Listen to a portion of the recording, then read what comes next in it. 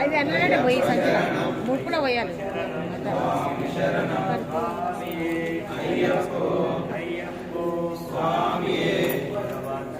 భగవతి శరణం భగవాన్ శరణం అయ్యప్ప శరణం స్వామి శరణం అయ్యప్పో స్వామి అయ్యప్పో స్వామి అయ్యప్ప శరణం స్వామి శరణం భగవతి శరణం భగవాన్ శరణం అయ్యప్ప శరణం స్వామి